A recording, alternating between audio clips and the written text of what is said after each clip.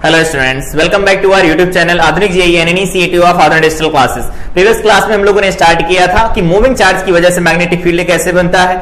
साथ में देखा था कि अगर दो चार्जेस मूव कर रहे होते हैं, एक फाइनाइट सेपरेशन पर होते हैं, तो उस केस में उनके ऊपर मैग्नेटिक फोर्स और इलेक्ट्रिक फोर्स का जो रेशियो होता है वो क्या लिखा जाता है। साथ में हम लोगों ने देखा था कि अगर कोई करंट कैरिंग कंडक्टर होता है, उसका स्मॉल एलिमेंट कंसीडर किया जाए तो उसकी वजह से स्पेस के किसी पॉइंट पर मैग्नेटिक फील्ड का एक्सप्रेशन कैसे लिखा जा सकता है, उसके लिए हम लोगों ने बायो-सैवर्ट लॉ को डिराइव किया था। साथ में डायरेक्शन ऑफ मैग्नेटिक फील्ड निकालना सीखा था स्ट्रेट कंडक्टर के लिए, और देखा था हम लोगों ने स्ट्रेट करंट कैरिंग कंडक्टर होता है, चाहे उसकी फाइनाइट लेंथ हो, सेमी इनफाइनाइट हो या इनफाइनाइट लेंथ होती है, तो उसके लिए मैग्नेटिक फील्ड का एक्सप्रेशन कैसे लिखा जा सकता है। साथ में ये देखा था कि अगर दो पैरेलल कंडक्टर्स प्लेस किए जाते जिनमें करंट सेम डायरेक्शन में हो या अपोजिट डायरेक्शन में होती तो पर यूनिट लेंथ कितना फोर्स लगता है, डेफिनेशन ऑफ 1 एम्पियर कंप्लीट किया था। आज का डिस्कशन हमारा होगा magnetic field due to a large current carrying sheet. यहां पर एम्पियर्स लॉ लगा के यूज हम नहीं निकालेंगे, बेसिकली यहां पर बायो-सैवर्ट लॉ से निकालेंगे कितना बनेगा मैग्नेटिक फील्ड। साथ में देखेंगे magnetic field at the centre of circular coil, ये देखा जाएगा, और एक्सेस पर कितना लिखा जाता है, इन सब का डिस्कशन करेंगे। इन सब के साथ कुछ प्रीवियस ईयर क्वेश्चन डिस्कस करेंगे। तो सबसे पहले हमारा डिस्कशन होगा आज का कि magnetic field due to a large current carrying sheet. Large का मतलब हर एक डायरेक्शन में इनफाइनाइट है। तो यहां पर एक फिगर बनाया गया है, इसे देखो। इसमें क्या है, यहां पर एक सीट है, सीट को इस तरह से रखा गया है, कुछ इस तरह से सीट को रखा गया है, ऐसा एज्यूम कर लेते हैं, इस तरह से सीट को रखा गया है, ठीक है। इसका ये व्यू दिखाया गया है, इसमें करंट इधर से एंटर कर रही हो, इधर से कहीं बाहर निकल रही होगी, तो एंटर करने वाली करंट को हम क्या लगाते हैं, क्रॉस से लगाते हैं। जब भी कभी अंदर की डायरेक्शन हमें डिनोट करनी होती तो मैग्नेटिक फील्ड में भी देखा था क्रॉस लगा के डिनोट किया जाता। अगर यही करंट बाहर आ रही होती तो डॉट लगा के डिनोट करते। तो अगर ये करंट अंदर जा रही मतलब करंट अंदर जा रही, तो इस वाली डायमेंशन जो इस सीट की ये डायमेंशन दे रखी है, इस डायमेंशन के अलोंग यहां पर जो करंट है यूनिफॉर्मली डिस्ट्रीब्यूटेड है। और अगर करंट यूनिफॉर्मली डिस्ट्रीब्यूटेड होगा तो इसकी वजह से मैग्नेटिक फील्ड कैसा बनेगा, इसका एक्सप्रेशन तो लिख सकते हैं। तो इस डायमेंशन के अलोंग हम ऐसा एज्यूम कर सकते हैं कि ये छोटे छोटे पतले वायर्स से बना है और हर एक वायर में करंट फ्लो कर रही है सेम अमाउंट में। तो अगर ऐसा मान लेते पहला वायर, दूसरा, तीसरा, चौथा, इनफाइनाइट नंबर ऑफ वायर्स हैं जो इसे पूरा फ्रेम कर रहे हैं, तो उस केस में क्या होगा, यहां पर अगर बात करते हैं करंट जा रही इधर की तरफ, तो अगर हम right hand thumb rule use करते हैं तो क्रॉस लगाओ, तो अगर हम करंट की डायरेक्शन में अपना थंब करें और क्रॉस करवाएं तो क्या होगा, ऊपर ये इस प्लेट के ऊपर की अगर बात करें तो यहां पर फिंगर ऊपर की तरफ है, यहां फिंगर नीचे की तरफ है। इसीलिए देखो यहां पर इस प्लेट के ऊपर side magnetic field left to right बनाया गया है और इस प्लेट के नीचे जो मैग्नेटिक फील्ड बनाया गया है वो राइट टू लेफ्ट बनाया गया है। इसका मतलब है इसमें जो मैग्नेटिक फील्ड लाइंस बनेंगी, अगर ये हमारे पास सीट है इनफाइनाइट लेंथ की और इसमें करंट अंदर की तरफ जा रही, कुछ इस तरह से करंट जा रही है, तो उस केस में क्या होगा, मैग्नेटिक फील्ड लाइंस जो बनेंगी कुछ इस तरह से बनेंगी। मैग्नेटिक फील्ड लाइंस इस तरह से मैग्नेटिक फील्ड लाइंस बनेंगी। तो मैग्नेटिक फील्ड लाइंस को देखो, यहां से ये ऊपर जा रही राइट साइड में, यहां पर वापस आ रही राइट से लेफ्ट साइड में, इसका मतलब मैग्नेटिक फील्ड ऐसा होगा। समझ में आया। तो ये होती है इनफाइनाइट करंट कैरिंग शीट। इसको हम मान लेते हैं कि इस डायमेंशन के अलोंग जो करंट है यूनिफॉर्मली डिस्ट्रीब्यूटेड है और वो करंट की वैल्यू कितनी है, सपोज करंट कितना फ्लो कर रहा है, ये आई फ्लो कर रहा है, ठीक है। ये ओरिजिनल फिगर है, यहां पर लिखना होगा तो लिख देना क्या है, ये इनफाइनाइट शीट है, इनफाइनाइट सीट दे रखी है, ये इनफाइनाइट सीट है, ठीक है। यहां पर लिखना चाहो तो लिख लो current is uniformly distributed along this dimension। इस डायमेंशन के अलांग जो करंट है यूनिफॉर्मली डिस्ट्रीब्यूटेड है। अब क्या करते हैं, ये ऐसे रखा गया तब आप लोगों को ऐसा दिख रहा है। एक काम करो, यहां से खड़े होकर के देखो इसे, यहां से खड़े होकर के इसे देखो। अगर ये वाला व्यू अगर देखा जाएगा, ये व्यू देखा जाएगा, तो इस व्यू को देखेंगे तो ये हमारे पास सीट है और अब आप लोग देखो इसे, तो दिख रहा होगा यहां पर एक प्लेन, ये ऐसा छोटी सी पट्टी दिख रही होगी, पतली सी स्ट्रिप। ये स्ट्रिप जो दिखेगी उसको इस तरह से बना दिया गया है, यहां पर इस तरह से स्ट्रिप बना दिया गया है। तो यहां पर क्या है, जो इनफाइनाइट प्लेन ऑफ सीट है वो यहां पर ये एक छोटी सी स्ट्रिप हमें दिख रही है, बाकी इसके पीछे सारा का सारा छुपा हुआ है। इसमें करंट अंदर की तरफ जा रही तो क्रॉस लगा के करंट को अंदर की तरफ दिखाया गया। अगेन यहां पर ध्यान रखना, इनफाइनाइट इसका एक्सपेंशन है, एक्सपेंशन इसका जो एक्सपेंशन है वो कैसा है, इनफाइनाइट अभी भी है, इनफाइनाइट है, ये अभी भी इनफाइनाइट ही है, इनफाइनाइट से इनफाइनाइट की तरफ जा रही। मैग्नेटिक फील्ड अभी हम लोगों ने देखा राइट हैंड थंब रूल से कि ऊपर के साइड में राइट साइड में रहेगा, नीचे के साइड में लेफ्ट साइड में मैग्नेटिक फील्ड बनेगा। और अगर ऐसा होगा, इसका हमें डेरिवेशन करना है कि अगर कोई पॉइंट कंसीडर किया जाता है इस प्लेट के ऊपर, ये अगर प्लेट है, इस प्लेट से यहां पर कोई एक पॉइंट P कंसीडर किया जाए तो इसकी वजह से इस P पॉइंट के ऊपर कितना मैग्नेटिक फील्ड बनेगा उसका हमें एक्सप्रेशन चाहिए। तो एक काम करते हैं, इसका फिगर बनाते हैं इधर, जो हमारे कैलकुलेशन के लिए इजी हो। कैलकुलेशन के लिए देखो यहां पर उसी को बना दिया गया है, मैग्नेटिक फील्ड की डायरेक्शन ऑलरेडी हम लोगों को पता है किधर है। यहां पर क्या करते हैं, कोई भी एक डिस्टेंस कंसीडर कर लेते हैं। सपोज हमारे पास ये डिस्टेंस है, ये डिस्टेंस है, यहां से कुछ यहां की डिस्टेंस, ये इतनी छोटी सी डिस्टेंस है, ये डिस्टेंस यहां से यहां x है। एक छोटा सा एलिमेंट कंसीडर करते हैं, देखो एक छोटा सा एलिमेंट कंसीडर करते हैं। इस एलिमेंट के बारे में कुछ बातें, क्या इसकी विड्थ जो है वो dx है मान लिया, और यहां से इस पॉइंट P की बात कर रहे हैं ना हम, तो इस P पॉइंट को देखो और ये बताओ इस P पॉइंट पर जो मैग्नेटिक फील्ड बनेगा वो किधर की तरफ बनेगा। तो यहां पर सबसे पहले इसे मिलाओ,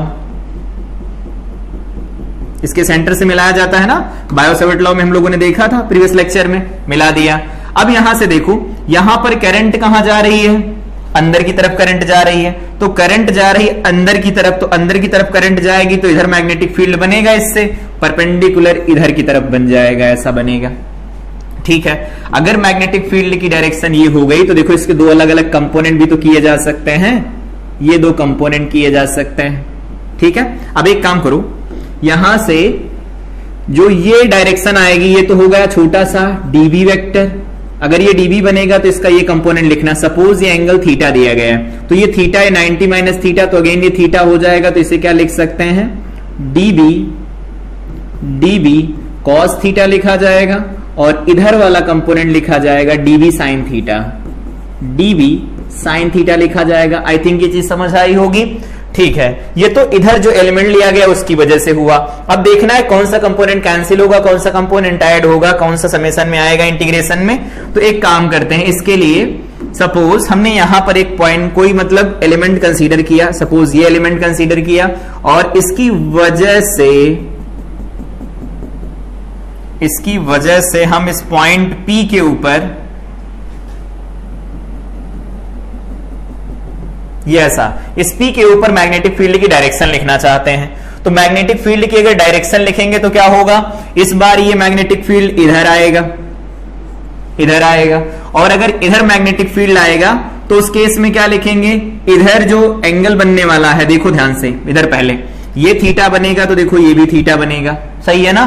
तो अगर ये थीटा बनेगा तो उस केस में यहां से देख के बताओ, ये वाला जो लाइन बनी है यहां पर ये थीटा है, तो उस केस में इसका एक कंपोनेंट इस dv cos थीटा के समान आएगा, तो एक तो इधर चला जाएगा dv cos थीटा के साथ में, और एक कंपोनेंट जो आएगा वो कैसा होगा, डाउनवर्ड कंपोनेंट होगा, वो क्या होगा, dv sin थीटा निकल के आएगा। बोलो सही है ना, एक कंपोनेंट dv cos थीटा के अलॉन्ग आएगा, एक डाउनवर्ड आएगा, ये दोनों देखो कैंसिल हो जा रहे हैं, समझ आ रहा है ना। तो ये दोनों अगर कैंसिल हो जाएंगे तो यहां से क्या लिख सकते हैं, देखो यहां पर जो फील्ड बना वो इस डायरेक्शन बना है, ध्यान रखना इस बात का। अब क्या करना है, अलग अलग केस में हमें वैल्यू लिखनी है। तो अगर हम यहां से लिखते हैं B एट पॉइंट P, या फिर मैग्नेटिक फील्ड, ऐसे लिखो magnetic field at point P, point P के ऊपर अगर हमें मैग्नेटिक फील्ड लिखना हो तो क्या बनेगा, लिखो P पॉइंट पर मैग्नेटिक फील्ड लिखेंगे B is equal to integration dB cos theta लिखा जाएगा, होगा ऐसा। ठीक है, वैल्यू पुट करो तो B इज इक्वल टू लिखा जाता है, dB क्या होता है, स्मॉल एलिमेंट की वजह से। तो स्मॉल एलिमेंट की वजह से मतलब ये छोटे छोटे स्ट्रिप में बांट दिया है हमने, छोटे छोटे स्ट्रिप में बांटने का सीधा ये लॉजिक बनता है, इनफाइनाइट अगर इसका एक्सपेंशन है, छोटे छोटे स्ट्रिप में अगर बांट दोगे तो पतले पतले वायर्स बन जाएंगे इनफाइनाइट लेंथ की, और इनफाइनाइट लेंथ की वजह से जो मैग्नेटिक फील्ड होता है, प्रीवियस क्लास में डिराइव किया था, क्या होता है, म्यू नॉट आई मान लेते हैं डी आई है, mu not I upon 2 pi R लिखा जाता है। आर क्या होती है, यहां से यहां की डिस्टेंस, तो ये हो जाएगा हमारे पास, देखो ये बन जाएगा X square plus R square का स्क्वायर रूट बनेगा। तो यहां लिख दो X square plus R square का स्क्वायर रूट बन जाएगा, ये डीबी बनेगा। और अगर ये डीबी निकल के आया है तो यहां से बी रखो, बी इज इक्वल टू, यहां पर लिखना होगा तो लिख देना B due to infinite current carrying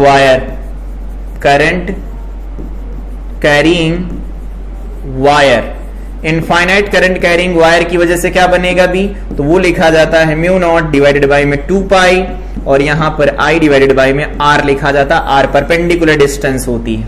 ठीक है, अब देखो यहां से बी हो गया, अब इसे सॉल्व करना है तो यहां बन जाएगा डीबी, तो ये हो जाएगा म्यू नॉट आई नहीं डी आई लिखो, डी आई डिवाइडेड बाय में क्या लिख सकते हैं, तो ये बन जाएगा 2 pi square root over X square plus R square into में लिखना है हमें कॉस थीटा। कॉस थीटा क्या बनेगा, देखो कॉस थीटा बनेगा बेस अपॉन हाइपोटेनस, तो आर बाई यहां बन जाएगा आर डिवाइडेड बाय में square root over X square plus R square बनेगा। सॉल्व कर दो, b इज इक्वल टू यहां से लिखा जाएगा म्यू नॉट, डी को बाद में देखेंगे, अभी छोड़ो इसे, यहां पर डी बन जाएगा, यहां पर r बनेगा स्क्वायर रूट ओवर, तो यहां पर 2 पाई लिखो, ये बन जाएगा हमारे पास X square plus R square और इसका स्क्वायर रूट जाएगा हट। ठीक है, तो b का एक्सप्रेशन हमारे पास मिल गया। अब बात आती है डी कितना लिखा जाएगा, कि डी की वैल्यू कितनी लिखी जा सकती है। यहां पर जो डी लिखा गया है, इस डी के लिए क्या करते हैं, यहां एज्यूम करते हैं करंट पर यूनिट लेंथ, जिस लेंथ के अलोंग बताया था करंट यूनिफॉर्मली डिस्ट्रीब्यूट होगी, उसी के अलोंग बता रहे हैं। इसको लिख देते हैं small j is equal to में क्या लिखा जाएगा, j इज इक्वल टू में i इंटू में क्या लिख सकते हैं, dx लिख सकते हैं। बोलो ऐसा लिख सकते हैं, तो यहां से i जो निकल के आएगा वो कितना होगा, या di लिख दो इसे, di इज इक्वल टू में बन जाएगा j इंटू में बनेगा dx। सही है, सही है। ये di की वैल्यू यहां पर रखो तो b निकल के आ जाएगा म्यू नॉट, यहां पर बन जाएगा r, di की वैल्यू क्या है, तो di की वैल्यू है j dx whole divided by 2 pi, यहां लिखेंगे X square plus R square, और यहां पर बनेगा इंटीग्रेशन में r कहां से कहां तक जाएगा, मतलब x की लिमिट है ना, तो x कहां से कहां तक जाएगा वो बताना है। तो x की लिमिट कहां से कहां लगेगी, यहां से इंफिनिटी तक जाएगा, x 0 देखो यहां है, 0 से लगाकर इंफिनिटी, लेकिन उस साइड भी तो है, तो उस साइड है तो यहां पर लिखो माइनस इंफिनिटी से लगा करके प्लस इंफिनिटी तक। अब इसी को प्रॉपर सॉल्व कर दो और आंसर निकल आएगा, तो प्रॉपर सॉल्व करते हैं। देखो इधर क्या बनेगा, यहां पर बन जाएगा म्यू नॉट r, इसमें से पहले जो कॉमन मिल रहे हैं उनको बाहर निकाल लो, तो यहां लिखेंगे हम b is equal to mu naught को बाहर निकाल लेंगे, और क्या निकल आएगा बाहर, j निकल आएगा, 2 पाई निकल आएगा, यहां पर j निकल के आ जाएगा, और यहां पर 2 पाई को बाहर निकाल लेंगे, माइनस इंफिनिटी से लिमिट लगी है प्लस इंफिनिटी तक, और क्या बचा, यहां पर लिखा जाएगा r dx, r भी बाहर जा सकता है, ले जाओ बाहर, r को भी बाहर ले जाओ, यहां पर सिर्फ dx लिखो, और यहां पर लिख सकते हैं R square plus X square बन जाएगा। ठीक है, b देखो क्या निकल के आएगा, याद हो तो इसे म्यू नॉट लिख सकते हैं, j इंटू में r लिख सकते हैं, और डिवाइडेड बाय में 2 पाई लिखेंगे। सही है, इसे सॉल्व करो, ये क्या लिखा गया याद हो तो 1 बाई आर tan इनवर्स, ये क्या बन जाएगा, x बाई ए होता है ना, तो ये बन जाएगा x बाई आर, ये बनेगा, r से r कैंसिल हो जाएगा, लिमिट देखो कहां से, माइनस इंफिनिटी से लगा करके प्लस इंफिनिटी तक, तो b को निकालो, ये बन जाएगा mu not j divided by में 2 पाई बनेगा, अगेन r चला गया बाहर क्योंकि कांस्टेंट था, इसमें वैल्यू रख देते हैं, तो ये बन जाएगा tan inverse plus infinity minus tan inverse minus infinity, ये बनेंगे, तो ये पाई बाई 2 बनेगा, तो यहां से वैल्यू लिखी जाएगी mu naught j divided by में 2 पाई लिखा जाएगा, और यहां देखो यहां पर क्या लिखा जा सकता है, तो ये बन जाएगा π/2 और -π/2 तो माइनस माइनस प्लस π/2 बन जाएगा। और ये बनेगा पाई, तो पाई से पाई को कैंसिल करवाएंगे तो b का जो एक्सप्रेशन मिलेगा वो बनेगा μ0j डिवाइडेड बाय में बन जाएगा यहाँ पर 2। ये हमारे पास फील्ड निकल के आ जाएगा उस पॉइंट P के ऊपर जिस पर हम निकालना चाह रहे थे।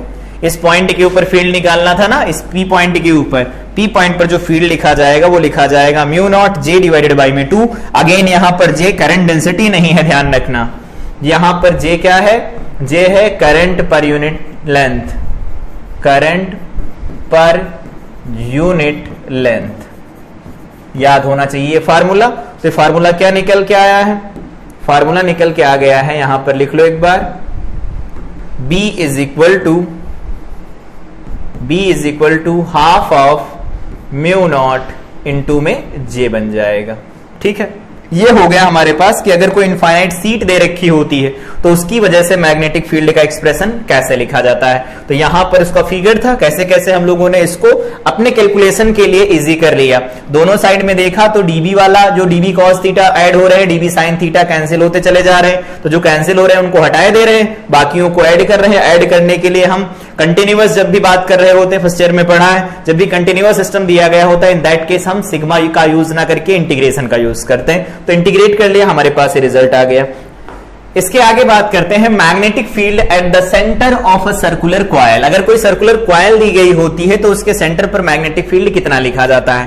मैग्नेटिक फील्ड कितना लिखा जाएगा, उससे पहले यहां पर देखो, मैग्नेटिक फील्ड के बारे में हम लोगों ने बात किया भी था कि यहां पर अगर करंट फ्लो कर रही है इस डायरेक्शन के अंदर, देखो अगर करंट की डायरेक्शन अगर ऐसी है, ये है करंट की डायरेक्शन, यहां पर ये करंट की डायरेक्शन, तो इस तरह से करंट फ्लो कर रही है। तो इस तरह से अगर करंट फ्लो करती है तो इसमें क्या करते हैं, जब भी कभी हमें डायरेक्शन निकालनी होती कि सेंटर पर कैसा फील्ड बनेगा या फील्ड की ओवरऑल डायरेक्शन क्या होगी, तो उसके लिए मैग्नेटिक फील्ड लाइंस हम लोगों ने निकालना सीखा था जब मैग्नेटिक डाइपोल पढ़ रहे थे। यहां पर देखा था कि इस डायरेक्शन में निकल के आता है मैग्नेटिक डाइपोल, और ये एक बार मैग्नेट के सिमिलर रहता है।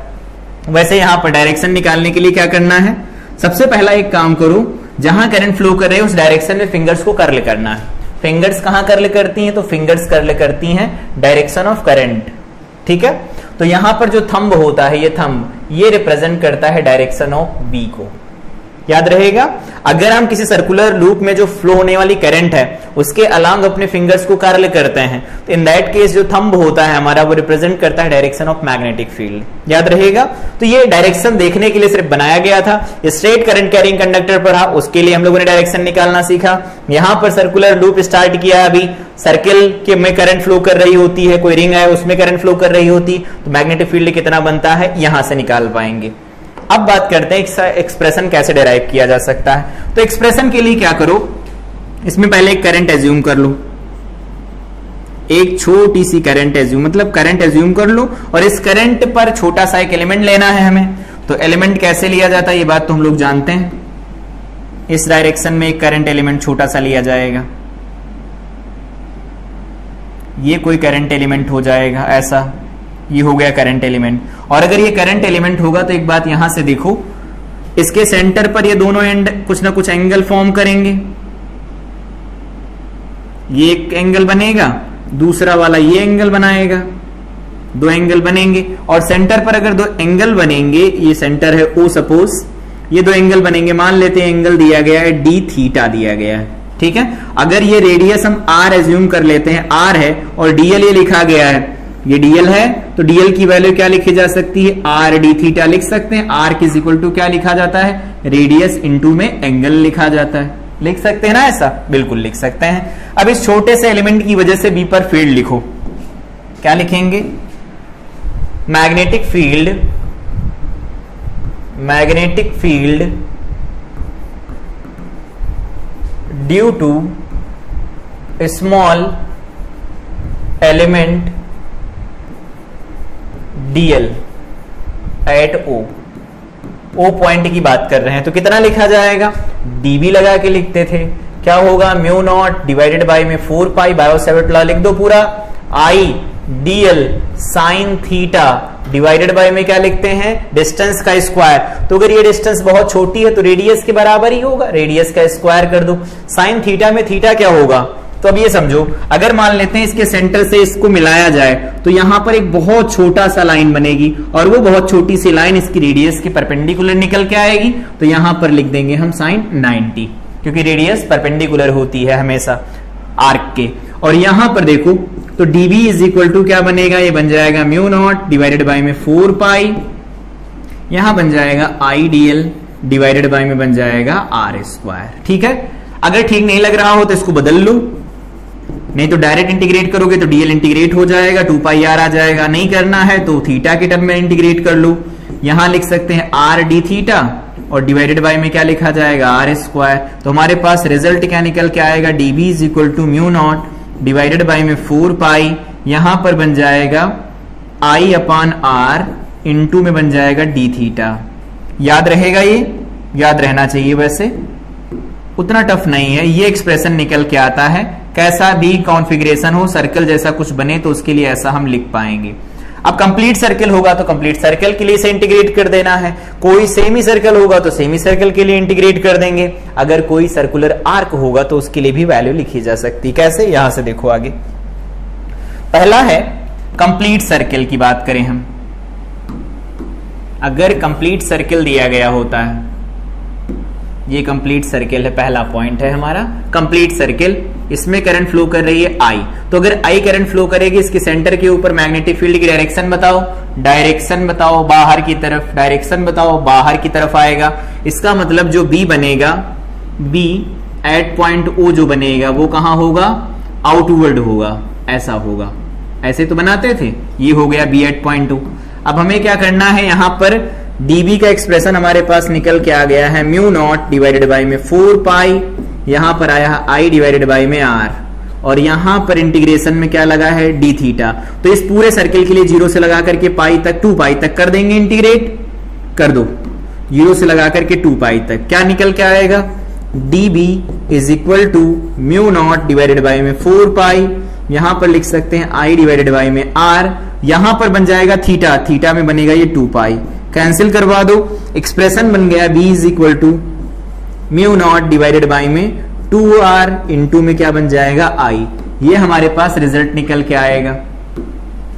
तो अगर कोई कंप्लीट सर्किल दिया गया होता है जिसमें नंबर ऑफ टर्न्स की कोई बात नहीं की जा रही है, सिंगल नंबर ऑफ टर्न्स है, कोई एक ही लूप बना हुआ है, तो उस केस में क्या है, mu naught I upon 2 pi 2R लिखा जाता है, इसमें पाई नहीं होता, इनफाइनाइट वाले में पाई रहता था, ध्यान रखना। बी पॉइंट देखो, बी पॉइंट क्या है, बी पॉइंट है कि अगर ये कंप्लीट सर्किल ना होकर के आधा सर्किल हो, आधा सर्किल हो, सेमी सर्कल हो, ऐसा ऐसा दिया गया हो, ऐसा दिया गया हो, और इसमें करंट फ्लो कर रही है, डायरेक्शन वही रखो, I इधर है, यहां पर O पॉइंट दिया गया है, इस O पॉइंट के लिए हमें मैग्नेटिक फील्ड चाहिए, रेडियस अभी भी R है, रेडियस नहीं बदली, जैसे R रेडियस पहले थी वही R रेडियस अभी भी है। तो अगर R रेडियस होगी तो अब की बार इंटीग्रेशन कहां से कहां होगा, सिर्फ पाई तक होगा, क्योंकि पाई ही जाना है हमें।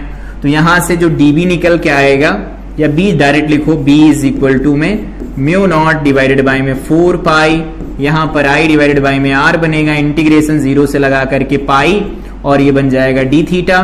तो इस केस में जो B निकल के आएगा, देखो क्या बनेगा, mu naught I divided by में 4 पाई या 4R बनेगा, पाई यहां तो पाई से पाई कैंसिल हो जाएगा, ये निकल के आ जाएगा हमारे पास एक्सप्रेशन B का किसी सेमी सर्कुलर आर्क के लिए। अगला केस, अगर सेमी सर्कुलर आर्क ना हो करके कोई ऐसा केस दिया जाए जिसमें हम एंगल से डील करना चाहते हो, जैसे ये हमारे पास कोई ऐसा आर्क दिया गया था, कहीं यहां पर इसका सेंटर होगा तो मिला दिया, ये O है सेंटर, करंट की डायरेक्शन हम बदल नहीं रहे हैं, करंट ऐसा ही है, तो फील्ड बाहर की तरफ आएगा, दिख रहा होगा। तो इसके लिए अगर हम इंटीग्रेट करेंगे तो B इज इक्वल टू बन जाएगा म्यू नॉट डिवाइडेड बाय में 4 पाई, यहां बनेगा I डिवाइडेड बाय में R, ये एंगल मान लेते हैं सपोज फाई है, तो इंटीग्रेशन किसका होगा, d थीटा का, लिमिट कहां से लगेगी, 0 से लगा करके फाई। सॉल्व कर देंगे, देखो B क्या मिलेगा, म्यू नॉट डिवाइडेड बाय में 4 पाई I डिवाइडेड बाय में R इंटू में क्या बनेगा, फाई बन जाएगा। फाई कंप्लीट एंगल है, सेमी एंगल नहीं कि आधा वाला एंगल, हाफ एंगल की बात नहीं करे, पूरा एंगल है। तो अगर आर्क होता है तो ऐसा होगा, सेमी सर्कल होता है तो ऐसा होगा, कंप्लीट सर्कल होता है तो ऐसा निकल के आता है।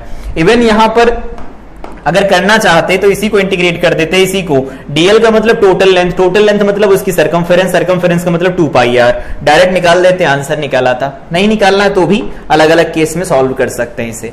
अगला डेरिवेशन है magnetic field of a circular current loop. अगर कोई सर्कुलर करंट लूप दिया गया होता जिसमें करंट इस डायरेक्शन में फ्लो कर रही है, ये डायरेक्शन है करंट फ्लो की, तो इस पी पॉइंट के ऊपर जो फील्ड बनेगा उसके लिए बात करनी है हमें कि किधर बनेगा, कितना बनेगा और उसका फार्मूला कितना लिखा जाएगा। बाद में उसके ऊपर मैथमेटिक्स करेंगे, लेकिन अभी के लिए देखो, मान लेते हैं हमारे पास कुछ इस तरह से लूप दिया गया है। ये हमारे पास रिंग है, इसमें करंट फ्लो कर रही है, इसमें करंट फ्लो कर रही है इधर से इधर की तरफ, ऐसे करंट फ्लो कर रही है। मतलब ऊपर अगर कोई एलिमेंट लिया जाएगा तो उसमें करंट आपकी तरफ, यहां पर अगर कोई एलिमेंट लिया जाएगा तो इसमें करंट अंदर की तरफ निकल के आएगी। ठीक है, तो इसको हम ऐसे समझ सकते हैं, यहां पर जो करंट है वो आप लोगों की तरफ है, यहां पर जो करंट है वो अंदर जाती हुई करंट है। अगर इस तरह से रख दिया जाए तो कुछ नहीं दिखेगा, फिर ऐसा है। तो अगर ये करंट आपकी तरफ है, ये आर हमारे पास दिया गया, तो उस केस में जो बी बनेगा वो कहां बनेगा, निकाल के देखो, डीएल क्रॉस आर। डीएल कहां है, ऐसे देखो, डीएल आप लोगों की तरफ, तो डीएल आप लोगों की तरफ क्रॉस कराना आर के साथ नहीं हो पा रहा है, तो ऐसा देखो ना, डीएल इधर की तरफ, ऐसा कर लेते हैं, डीएल इधर की तरफ cross R, DL cross R, R इस डायरेक्शन में है, इस डायरेक्शन में, ऐसा नहीं सीधा, इस डायरेक्शन में ऐसा। तो अगर इस डायरेक्शन में होगा तो DL cross R, DL cross R, field इधर आएगा ऊपर की तरफ, हॉरिजॉन्टल के साथ कुछ ना कुछ एंगल बनाता हुआ आएगा, तो वो फील्ड की डायरेक्शन इधर लिखी जाएगी, ये फील्ड की डायरेक्शन इधर लिखी जाएगी। और अगर इसकी डायरेक्शन उधर, तो इधर वाले की डायरेक्शन कहां आएगी, इधर की तरफ आ जाएगी। ये बन जाएगा हमारे पास। अब क्या करना है, अब हमें इनके कंपोनेंट्स देखने हैं। देख लो कंपोनेंट्स कौन कौन से बनेंगे। पहला कंपोनेंट देखो, यहां पर इस एंगल को सपोज हम थीटा लिख लेते हैं, लिख सकते हैं ना, थीटा लिख लेंगे, तो ये 90 माइनस थीटा, तो अगेन ये थीटा बन जाएगा। ये थीटा लिख देते हैं 90 माइनस थीटा, तो अगेन ये थीटा बन जाएगा। सही है ना। तो इसका जो ये कंपोनेंट होगा ये हो जाएगा डीबी कॉस थीटा। इस वाले का कंपोनेंट भी एक बनेगा, वो क्या होगा, डीबी कॉस थीटा। देखो कैंसिल हो रहे हैं, यहां पर बन जाएगा, ये डीबी था पहले ऊपर वाले साइड का, ये डीबी नीचे वाले साइड का। यहां पर जो कंपोनेंट बनेगा वो बनेगा डीबी साइन थीटा। दूसरे वाले का भी इधर ही बनेगा, वो क्या होगा, dB sine theta. DB sine theta देखो यहां पर ऐड होते हुए दिख रहे हैं, डीबी कॉस थीटा कैंसिल होते हुए दिख रहे हैं। मान लेते हैं, यहां पर एज्यूम कर लो कि इसकी जो रेडियस दे रखी दैट इज ए, रेडियस क्या है, वो ए है, और यहां से डिस्टेंस जो दे रखी है एक्स है, ये सेंटर ओ दिया गया है। पी पर फील्ड हमें इस बार चाहिए, तो अब तो समझ में आ गया होगा, डीबी का एक्सप्रेशन लिखो और डीबी साइन थीटा को इंटीग्रेट कर दो, फार्मूला निकल आएगा। निकालते हैं, डीबी का एक्सप्रेशन पहले लिखवाओ।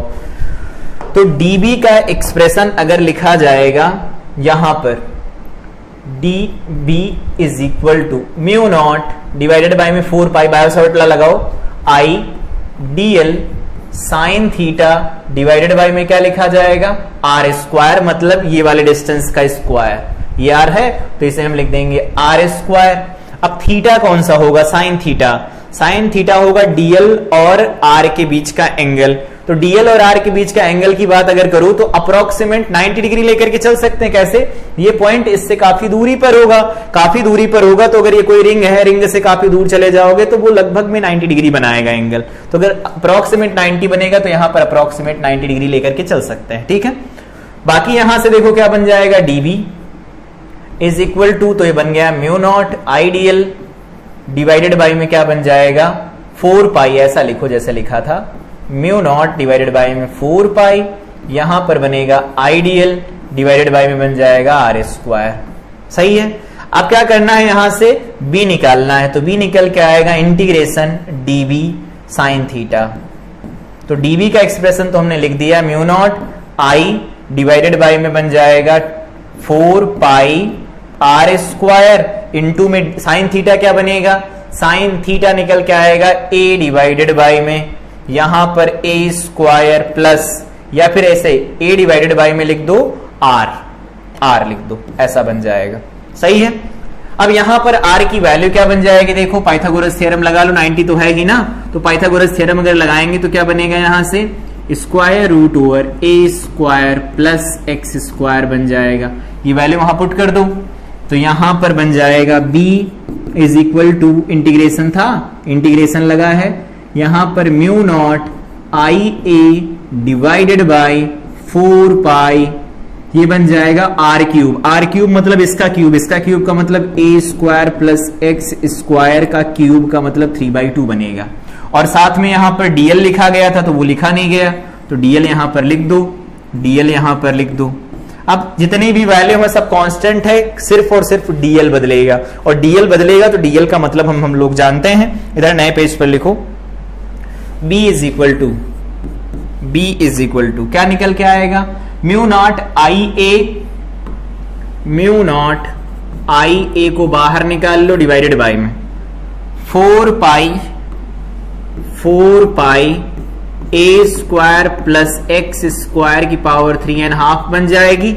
इंटीग्रेशन किसके ऊपर चला गया, डीएल के ऊपर। डीएल का मतलब क्या आएगा, 0 से लगा करके हम इसे पूरा इंटीग्रेट करेंगे तो डीएल का इंटीग्रेशन निकल के आएगा 2 पाई आर, तो ये बन जाएगा mu not I A divided by में यहां लिख सकते हैं 4 pi A square plus X square, power बनेगी 3.5, यहां पर डीएल का मतलब 2 पाई आर निकल के आएगा, 2 पाई आर का मतलब 2 पाई ए लिखो। यहां पाई से देखो ये पाई कैंसिल, ये 2 से कैंसिल होगा तो ये 2 निकल के आएगा, तो बी जो बनेगा वो निकल के आएगा mu not I A square whole divided by twice of A square plus X square, power बनेगी 3.5। ये हमारे पास रिजल्ट निकल के आ जाएगा पी पॉइंट के ऊपर, जो कि एक्सियल पोजीशन पर लाई कर रहा है, उस पर मैग्नेटिक फील्ड कितना बनेगा, इतना बनेगा। यहां से देख सकते हैं ये कैसे निकल के आया। आई थिंक ये चीज समझ में आई होगी। यहां पर ये एक्सप्रेशन बन गया। इस एक्सप्रेशन को थोड़ा अलग अलग केस में यहां पर जनरलाइज करते हैं। जैसे हम लोगों ने पढ़ा था एफ नंबर ऑफ टर्न्स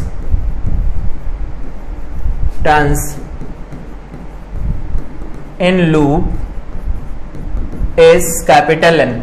अगर number of turns capital N दिए गए हों तो क्या होगा, सबका यही बनेगा, तो एन से मल्टीप्लाई करा दो, तो बी निकल के आएगा mu not an I A square divided by में यहां लिख सकते हैं 2, ये बन जाएगा ए स्क्वायर प्लस एक्स स्क्वायर की पावर 3.5 बनेगा।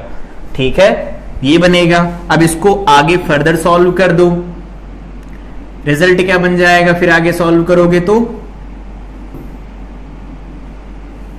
सॉल्व करो, ये ऐसा है। ठीक है, सॉल्व करेंगे तो कहां लिख देते हैं, for maximum value of B की मैक्सिमम वैल्यू मिले तो इसको इंटीग्रेट करो, 0 पुट करो। इससे अच्छा डायरेक्ट देखो, ये एक फ्रैक्शन लिखा है, फ्रैक्शन में देखो ऊपर कांस्टेंट चीजें, वेरिएबल कौन, एक्स है, तो अगर एक्स यहां पर लिखा गया है, अगर ये वैल्यू छोटी हो जाए तो उस केस में भी बड़ा बनेगा, तो इसको छोटे होने के लिए यहां पर एक्स की वैल्यू 0 पुट करवा दो, एक्स इज इक्वल टू 0 होना चाहिए। और अगर एक्स इज इक्वल टू 0 होगा तो बी देखो क्या बनेगा, mu not an I A square divided by, यहां क्या लिख सकते हैं, तो बनेगा ट्वाइस, ये बन गया 0 तो ये बन जाएगा ए क्यूब। सही है, तो यहां से बी क्या मिलेगा, म्यू नॉट एन आई ए से कैंसिल हो जाएगा, या इसको स्क्वायर लिखा रहने दो, डिवाइडेड बाय में बन जाएगा 2a। क्या ऐसा फार्मूला हम लोगों ने अभी डेराइव नहीं किया है? किया है, देखो ये देखो लिखा है यहां पर mu not an I by 2a, यहां देखो लिखा गया था mu naught I upon 2a मतलब 2r, n number of turns होते हैं तो उसके लिए ऐसा लिखा जाएगा। एक केस और बचता है, उस केस को यहां पर सही कर लेते हैं। अगर हम इसी को थोड़ा आगे ठीक करके लिखें तो b इज इक्वल टू क्या लिख सकते हैं, म्यू नॉट, और ब्रैकेट में जो दिख रहा है वो क्या लिखा है, बिल्कुल सही, कैपिटल M है वो, डिवाइडेड बाय में बनेगा ट्वाइस ऑफ, यहां पर लिखा जा सकता है ए स्क्वायर प्लस एक्स स्क्वायर की पावर बन जाएगी 3.5। ये भी फार्मूला तो बनेगा, अगर अप्रोक्सीमेशन हम ना लगाएं तो, विदाउट अप्रोक्सीमेशन ये बनेगा, अप्रोक्सीमेशन लगा देंगे तो क्या बनेगा, देखो लगा दो अप्रोक्सीमेशन, तो b इज इक्वल टू लिखेंगे म्यू नॉट, यहां पर बन जाएगा m डिवाइडेड बाय में बनेगा यहां पर 2a क्यूब, ऐसा बनेगा। तो 2a क्यूब इस तरह से लिखा जा सकता है। पाई तो ऑलरेडी कैंसिल हो चुका है, तो ये बन जाएगा, ये आ जाएगा हमारे पास रिजल्ट। तो अप्रोक्सीमेशन लेंगे तो ऐसा रिजल्ट बनेगा, अप्रोक्सीमेशन नहीं लेंगे तो ऐसा रिजल्ट मिलेगा।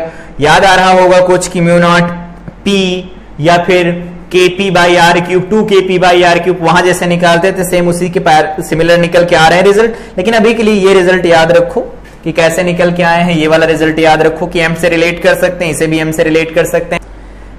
इस फार्मूले में एक एंगल और सोच के लिखो, देखो अगर x की वैल्यू बहुत ज्यादा हो जाए, if x is very very greater than a, then क्या लिख सकते हैं, यहां से देखो b इज इक्वल टू निकल के क्या आया है, एक बार चेक करो, b निकल के आया है mu not ni by 2a, mu naught ni by 2a निकल के आया है। फार्मूला ये है, देखो mu naught nia square, mu naught nia square divided by में यहां बन जाएगा ट्वाइस, इनटू में यहां लिखेंगे a square plus X square. तो a तो बहुत कम हो गया, x ज्यादा हो गया, तो यहां पर सीधे सीधे x का क्यूब लिख सकते हैं ऑफ कोर्स। अब यहां से देखो b इज इक्वल टू, ये म्यू नॉट लिखा है ठीक है, यहां पर 2 लिखा है, ये भी ठीक लिखा है, यहां पर n लिखा है, ये i लिखा है, ठीक है, ये i लिखा गया है, यहां पर लिखा गया है a स्क्वायर और ये लिखा गया है x क्यूब, सही है।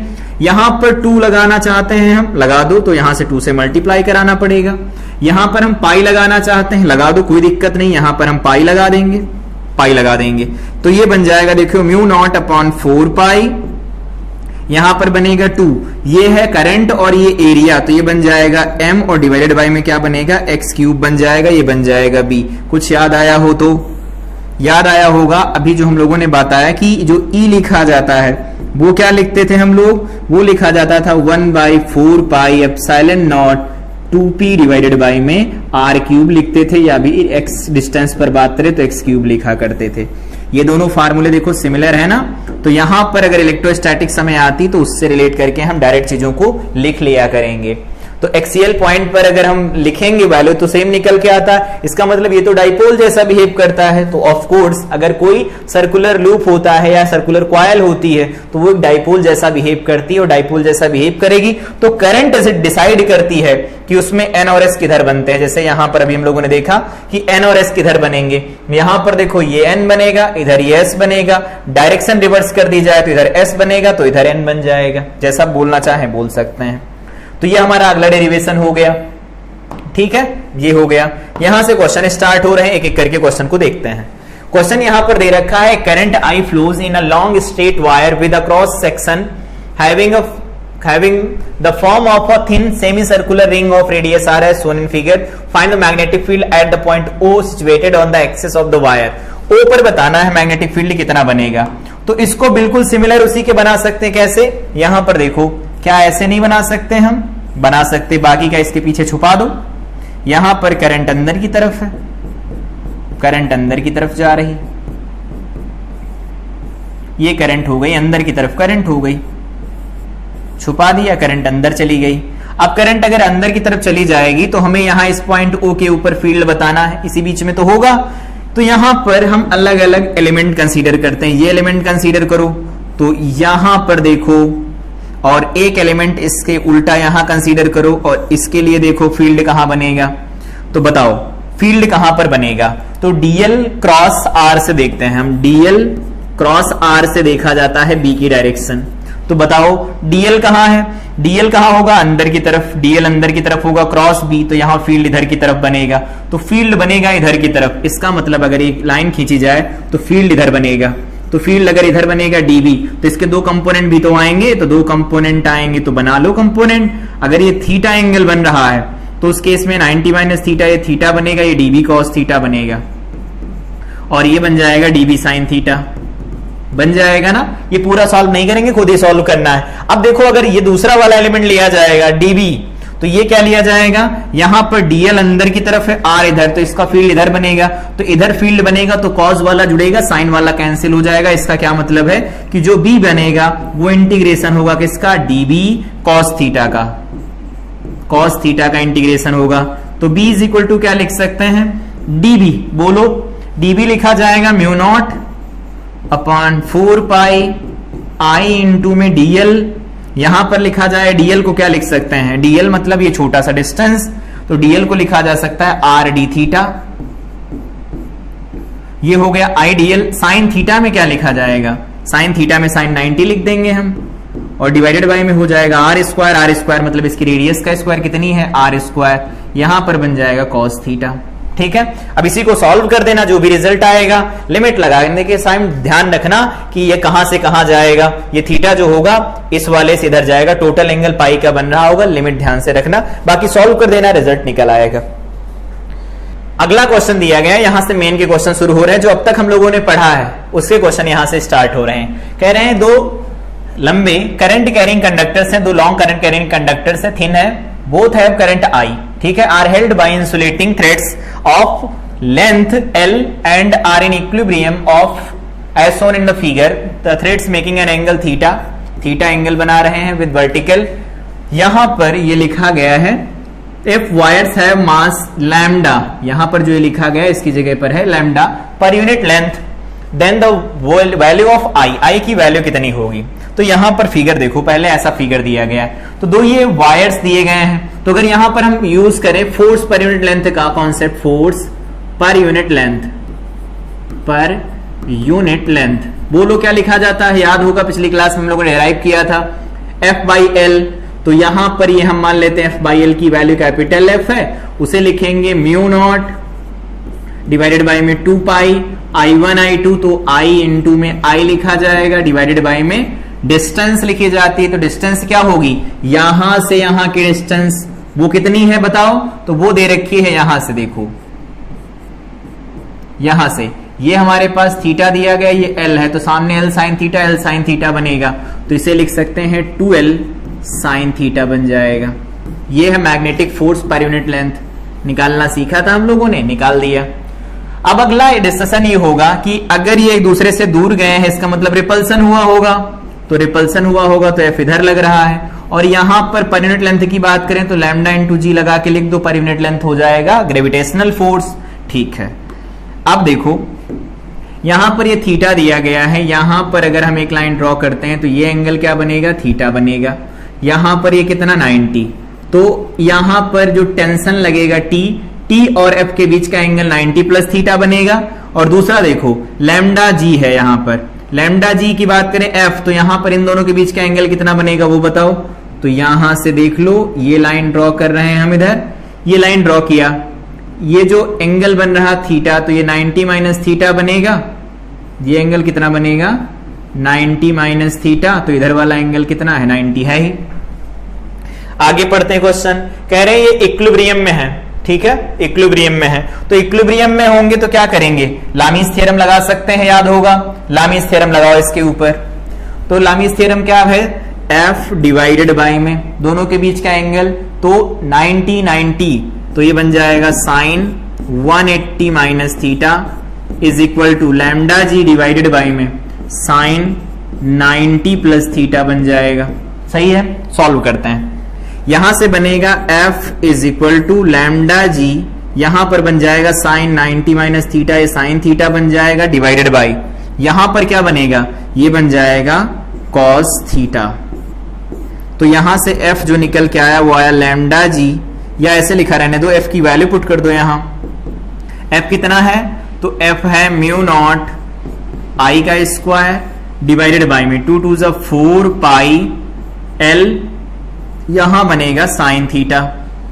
सही है, अब यहां से I की वैल्यू निकाल दो, तो साइन थीटा 2 बार बाहर निकाल लो, और कौन बाहर आएगा, और कोई बाहर नहीं आएगा, 4 भी बाहर आएगा, तो 2 साइन थीटा बाहर चला गया, स्क्वायर रूट में जो लोग हैं उनको लिखवाओ, क्या बनेगा लैम्डा, ठीक है, पाई जी एल डिवाइडेड बाई, यहां पर क्या बन जाएगा, यहां पर बन जाएगा कॉस थीटा, और कुछ बचा रह गया देख लो, हाँ म्यू नॉट बचा रह गया, तो म्यू नॉट यहां लिख दो, म्यू नॉट लिखेंगे, बाकी कुछ बचा नहीं रह गया। ठीक है, ये देखो ये ऑप्शन मैच कर गया, ये हमारा सोल्यूशन हो जाएगा। तो यहां पर हम लोगों ने देखा था कि दो पैरेलल कंडक्टर्स अगर प्लेस किए जाते हैं तो उनके ऊपर फोर्स कैसे काम करता है उसका एक्सप्रेशन लिखना जानते हैं। यहां पर जो मास काम कर रहा है, मास के ऊपर ग्रेविटी जो लग रही है वो भी पर यूनिट लेंथ लिख दो, बैलेंस करवा दो और रिजल्ट मिल जाएगा। अगला क्वेश्चन दिया गया है कि दो आइडेंटिकल वायर ए और बी है, दोनों की लेंथ एल दे रखी है। Carrying the same current I, wires A is bend into a circle of, ठीक है, दोनों की length each of length L. एक को बना रहे हैं, सर्किल बना दिया गया रेडियस की, ये सर्किल बना दिया गया जिसकी रेडियस आर है, तो ये कह सकते हैं ना एल किसके बराबर हो गया, 2 पाई आर के बराबर हो गया।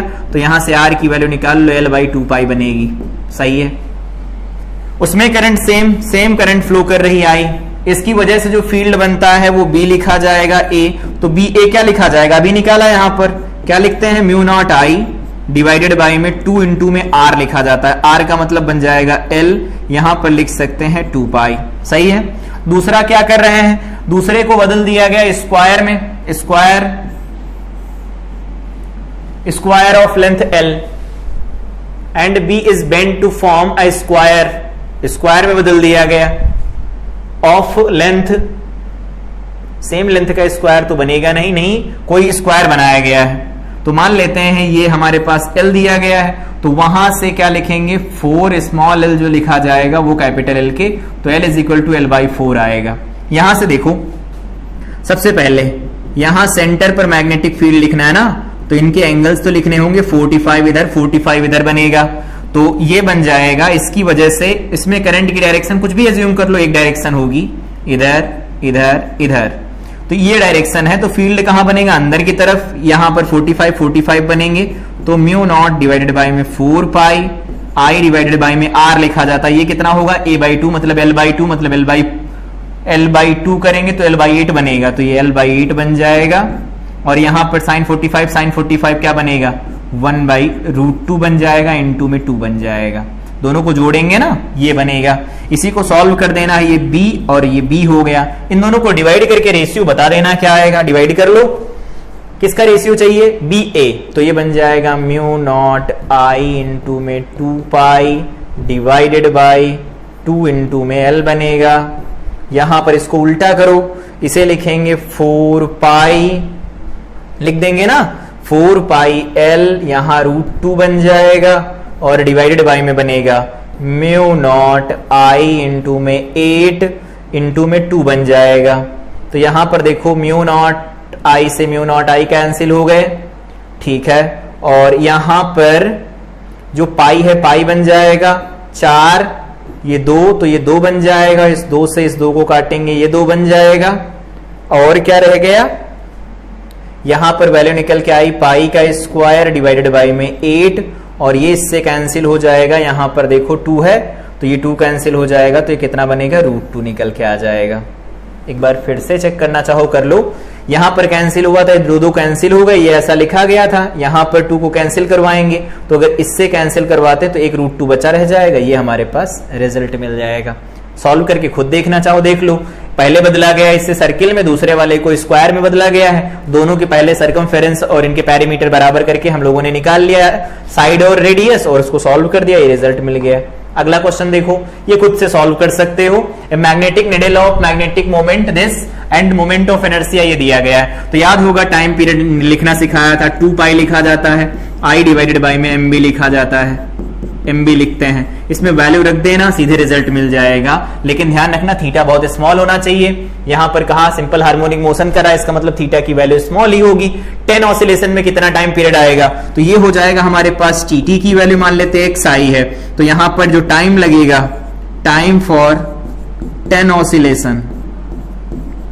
ऑसिलेशंस 10 ऑसिलेशंस के लिए जो वैल्यू निकल के आएगी वो 10 इंटू x निकल के आएगी। इसको खुद सॉल्व कर लेना, वैल्यू रख के सॉल्व करना है। यहां से वैल्यू निकालेंगे तो मिलेगा 0.665, ये मिलेगा 0.665, और अगर इसे 10 से मल्टीप्लाई कराएंगे 10 इंटू 0.665 तो ये निकल के आएगा 6.65 सेकेंड्स, ये रिजल्ट मिल जाएगा। सॉल्व कर देना इसे, ये आया कहां से, तो यहां से देख लो, टाउ इज इक्वल टू क्या लिखते थे, एम बी साइन थीटा में तो थीटा लिख देंगे for small value of theta, और ये लिखा जाता I alpha is equal to में एम बी इंटू में थीटा, तो यहां से अल्फा निकल के आएगा mb बाई आई, और यहां पर थीटा लिखेंगे तो ये हमारे पास ओमेगा स्क्वायर है, तो t बन जाएगा 2 पाई, ओमेगा के लिए उल्टा करके लिखो तो i बाई mb लिखा जाएगा।